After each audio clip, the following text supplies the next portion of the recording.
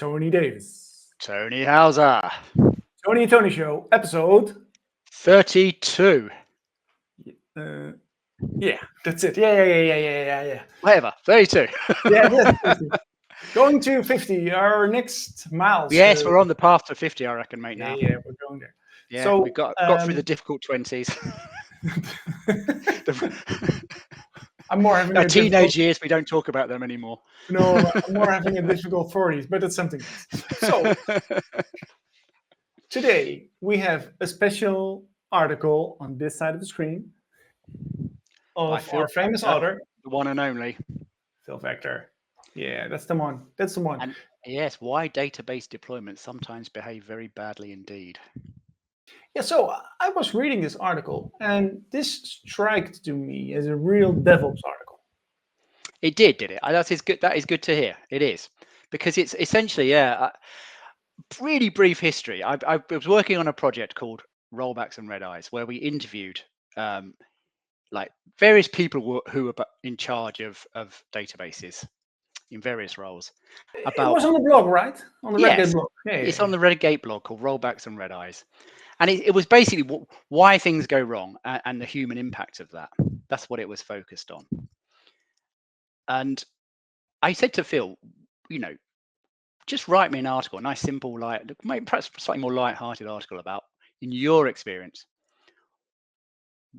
why do database deployments mostly go wrong? What are the reasons? And this is what he wrote. Yeah, and Phil has a lot of experience. So he was really pulling does. stories from the 90s and he's putting them in the article. And usually we scroll down to an article diagram that will explain the article, but there is no real diagram because it's about, I think, 9 different things you can improve to get better deployments, right? Yes, exactly right. And if you scroll down to the intro, I mean, I think he kind of captures it not quite nicely in his intro. And then he goes through, like you say, a list of stuff that he's quite commonly seen go wrong. And a lot of it isn't just like the deployment failed. Few of them are. Most of them are like deployment seemed to work, and then things went rather badly pear-shaped. Well, let's start with 2 anecdotes he takes, and both were from a telecom company. And you should just read the article. I won't spoil any details. No, the dear bastard one is quite funny. Yeah, well, they both are. But then the punchline because he. Yes, the punchline where the guy complains that basically I'm a rich bastard, and why didn't I get one of these emails? But then it's just excellent. Then he comes down to this 9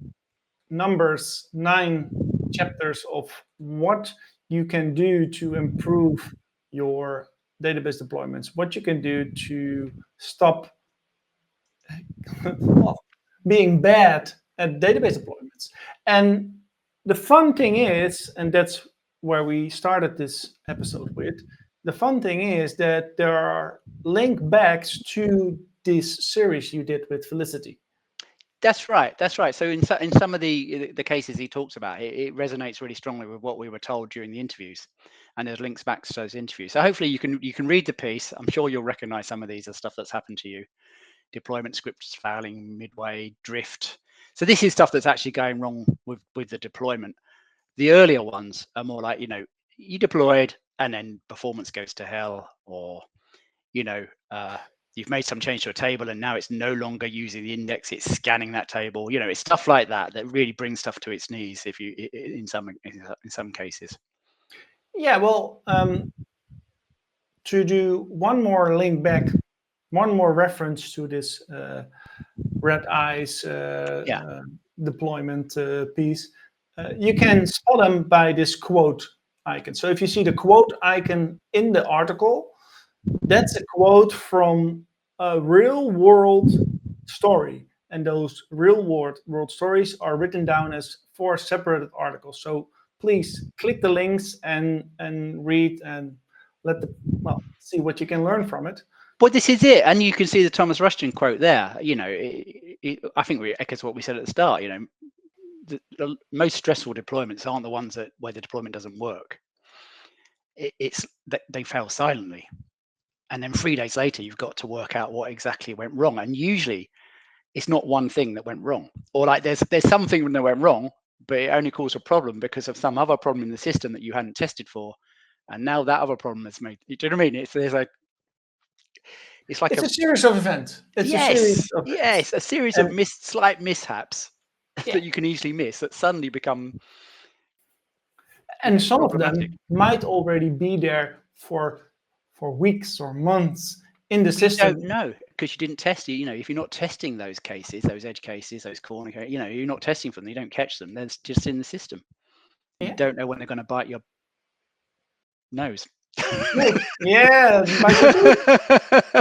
Yes, yes, yes, yes, yes. Well, and with those wise words of Tony, who's always very keen at picking the right words for this Yes, absolutely. broadcast. Yes, because he's from Britain, and they're always good at picking nice words. Right? Exactly. Yeah, we have a wide vocabulary. We did. But yeah, he says in the conclusion now, before you implement a feature, ask yourself how you're going to test it. That's the theme he comes back to a lot. How will we test this? Yeah. And What are the edge cases? How do you uncover those? What sort of tests do you need? cool. So, Tony, thanks for another nice article, and I think we can only say till the next one. Till next time, mate. Till next time.